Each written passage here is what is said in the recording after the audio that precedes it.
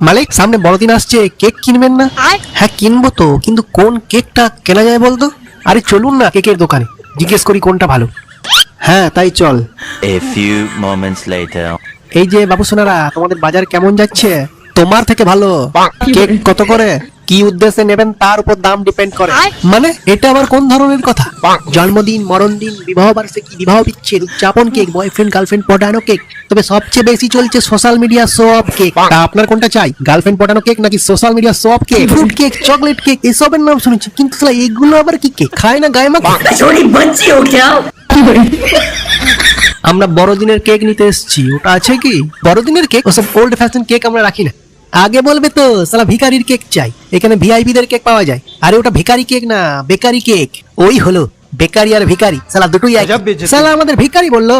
মালিক চলুন, এখানে আর কেকই কিনবো না। হ্যাঁ তাই চল, সালা এদের এখানে কেক খেলেই পেট খারাপ হয়ে যাবে। আরে ও দাদা এদিকে আসুন, ছোটা প্যাকেট বড়া ধামাকা, আর দামেও সস্তা। 365 দিন আমি লোকের সাথে আর লোক আমার সাথে। মালিক, এটা আবার কে? আমি হলাম গরিবের কেক, আমার সাথে নতুন বছর শুরু, আর আমাকে খেয়েই ক্রিসমাস এনজয় করুন গুরু। বাহ বেশ বলেছো তো মালিক, একেই নিয়ে চলুন, বড়দিন জমে যাবে। ঠিক বলেছিস, আর আপনারাও বড়দিন এনজয় করুন। বং মলচালের তরফ থেকে ম্যারি ক্রিসমাস।